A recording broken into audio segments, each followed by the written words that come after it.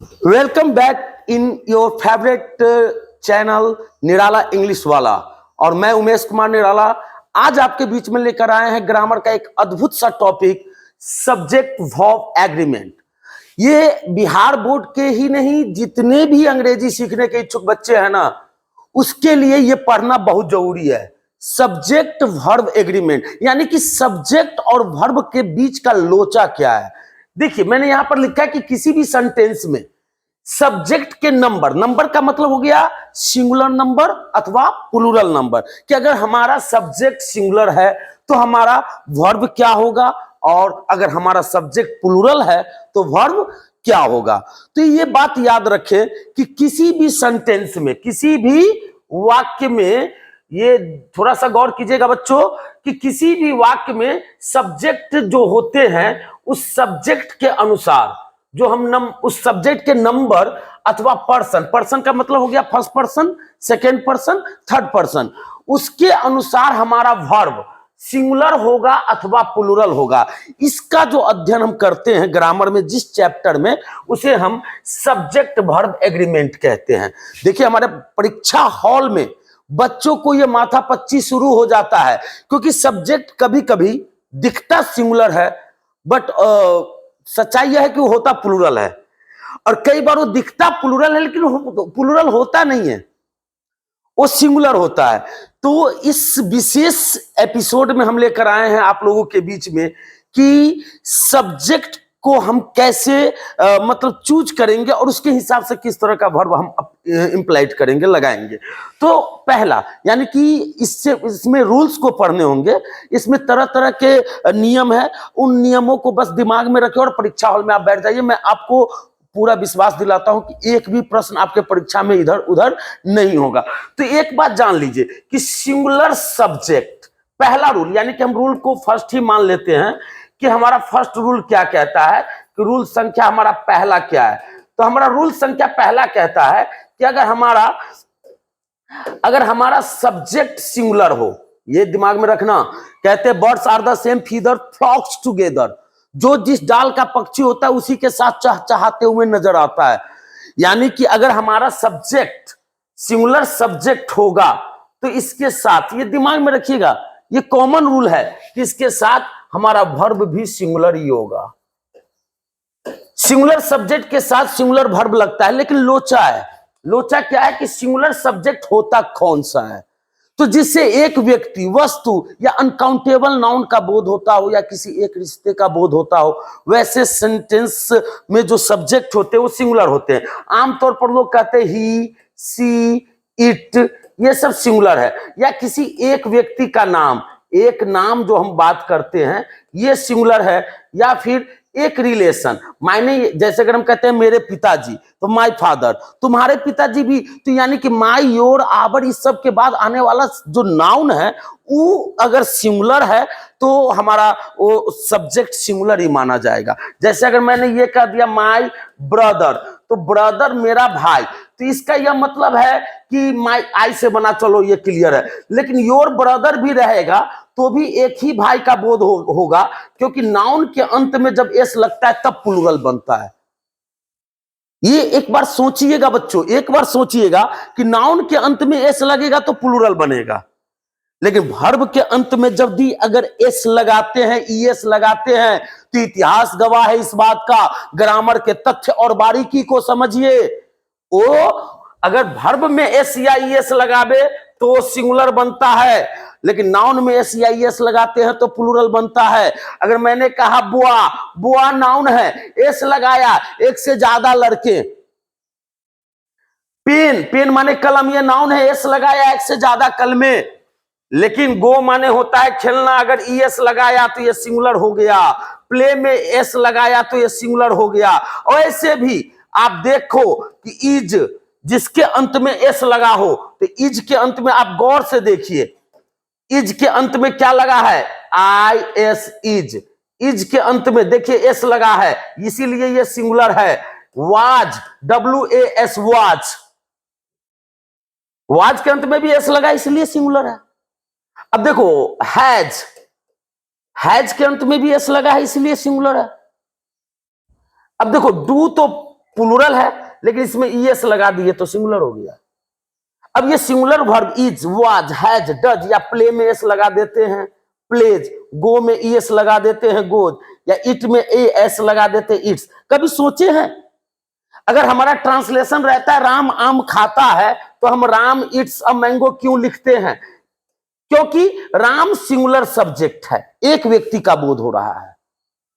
अगर मैंने इट में एस लगाया तो ये हो गया सिंगुलर वर्ब, क्योंकि वर्ब में एस लगेगा तो सिंगुलर। तो मैंने एस लगाकर कोई इसके ऊपर में एहसान नहीं किया है, इसका जन्म सिद्ध अधिकार है, कह सकते हैं इसका बर्थ राइट है। अगर कोई अगर कहता है राम आम खाता है तो राम ईट अ मैंगो, और वो कहता है ये माइनर मिस्टेक है, तो नहीं भैया ये ब्लंडर है, ब्लंडर बहुत बड़ी गलती है।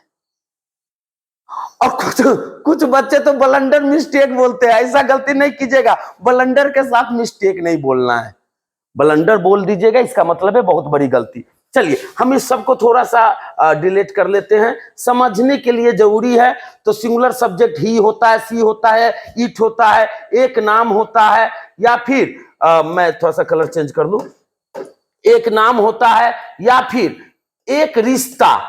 एक रिश्ता, ये मूवी का नाम नहीं बोल रहा हूं कि चलो एक रिश्ता फिल्म जाकर देखते हैं। एक रिश्ता का मतलब हो गया जिससे एक व्यक्ति का बोध हो, जैसे my friend, your friend, our friend, कोई फर्क नहीं पड़ता। जब तक फ्रेंड में एस नहीं लगेगा तब तक वो प्लूरल नहीं होगा। माय ब्रदर, माय सिस्टर, ये सबसे कोई फर्क नहीं पड़ता है, लेकिन रिश्ता में एक व्यक्ति का बोध होना चाहिए, क्योंकि हम बात सिंगुलर सब्जेक्ट की कर रहे हैं। सिंगुलर सब्जेक्ट कौन होता है? तो जो अनकाउंटेबल नाउन है, अनकाउंटेबल नाउन यानी जिसको हम गिन नहीं सकते हैं, जिसको नापा या तौला जाता है, जिसको फील भी किया जाता है। अनकाउंटेबल नाउन जो होते हैं, जैसे अगर मान लिया जाए कि हम कहते हैं हवा बहती है, सुंदरता सबको अपनी ओर आकर्षित करती है। हमारे परीक्षा में अगर ऐसे सेंटेंसेज में अगर वर्ब को भरना हो कि वर्ब सिंगुलर होगा कि प्लूरल, तो उस समय में थोड़ा सा लोचा हो जाता है। तो एक बात जान लीजिएगा, ही, सी, इट, एक नाम, एक रिश्ता, अनकाउंटेबल नाउन।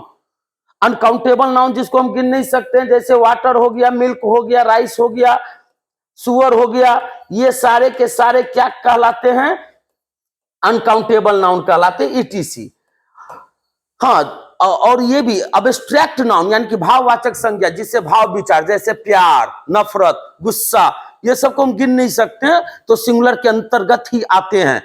इसके अलावा सिंगुलर में कुछ ऐसे भी वर्ड हैं जैसे जिसमें वन लगा हो, अभी मैं दिखलाता हूं, जिसमें वन लगा हो, एनी लगा हो, नहीं एनी नहीं सॉरी, वन लगा हो, थिंग लगा हो, या फिर बडी लगा हो। तो यहां देखिएगा, मैं बात कर रहा हूं no one, nobody nothing, anyone, anybody anything, someone, somebody something, और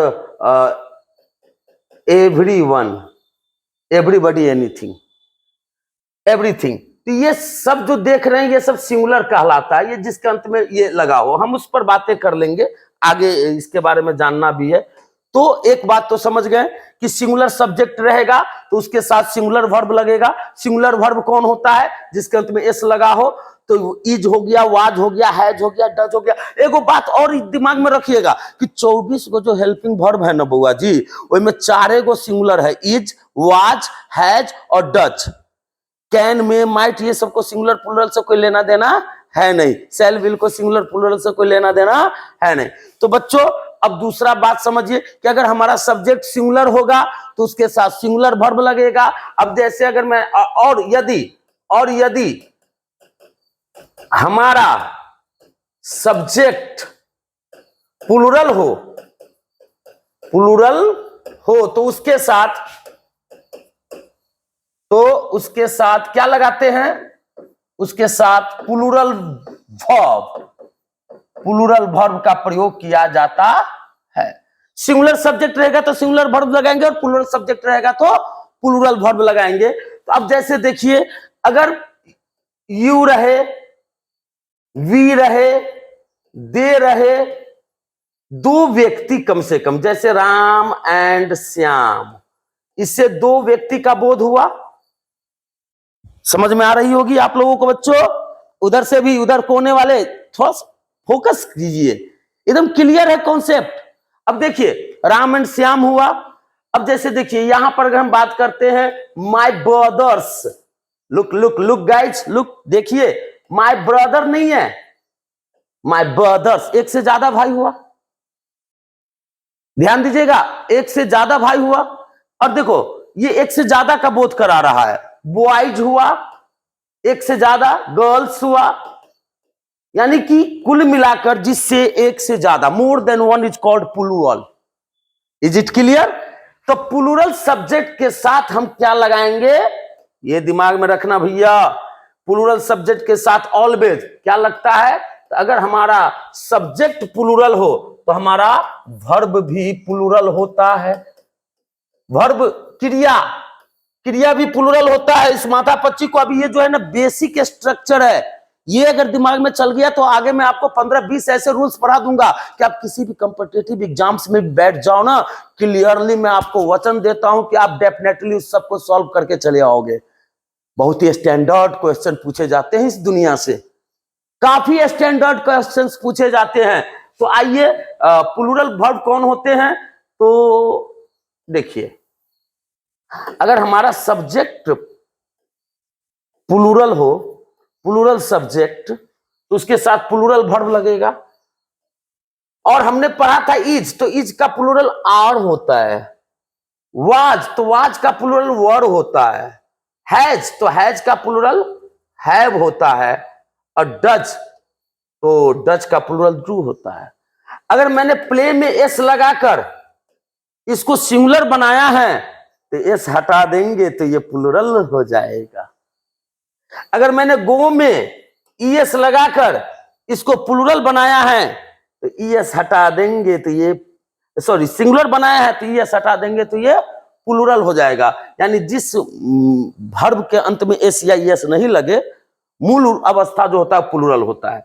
अब देखिए इससे रिलेटेड कोई भी आपके सामने में प्रश्न आवे खाली जगह में भरने, जैसे अगर आपके सामने है कि we dash no money, we dash no money, हमारे पास पैसे नहीं है, तो हम वी को चेक करेंगे कि हमारा सब्जेक्ट जो है वो क्या है, सिंगुलर है या प्लूरल है। तो अभी अभी हम लोगों ने पढ़ा है कि वी क्या है, प्लूरल है, प्लूरल है। इसीलिए अब इसके साथ आर लग सकता है, वर लग सकता है, हैव लग सकता है, मतलब ये लग सकता है। इसीलिए हम क्या करेंगे, यहां पे सब्जेक्ट हमारा प्लूरल है तो हमारा वर्ब भी क्या होगा, तो प्लूरल ही होगा।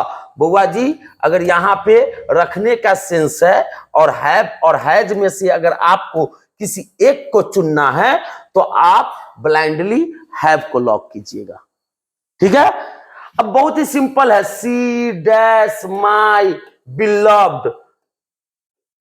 अब यहां पे क्लियर है कि हम यहां पे इज और आर में से अगर चुनना हो तो हम इज को चुनेंगे। इज को चुनने का कारण क्या है, क्योंकि सी थर्ड पर्सन सिंगुलर नंबर है, किसी एक महिला या स्त्री के बारे में बातें हो रही है। उसी प्रकार से अगर हम कहते हैं कि राइस डैश कॉस्टली, तो चावल कितना भी रहे वो अनकाउंटेबल है, इसलिए हम वहां पे इज लगाएंगे। अब देखो ब्यूटी डैश एवरीवन, सुंदरता हर किसी को आकर्षित करती है। अट्रैक्ट या अट्रैक्ट,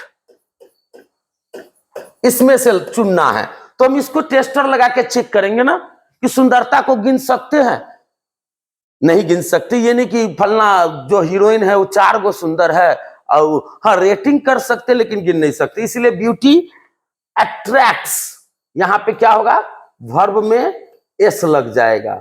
ऐसे करके आप पकड़िए कि किसको गिन सकते हैं, किसको नहीं गिन सकते, कौन एक वचन है, कौन बहुवचन है। अगर हमारा सब्जेक्ट एक वचन है तो उसके साथ सिंगुलर वर्ब लगेगा, और हमारा सब्जेक्ट बहुवचन है तो हमारे उसके साथ जो है ना हम प्लूरल वर्ब लगाएंगे। अब बाकी बचे नियमों के लिए आपको मेरे अगले वीडियो का इंतजार करना ही होगा, करना ही होगा। और मैं सारे रूल्स को लेकर आ रहा हूं बहुत ही जल्द।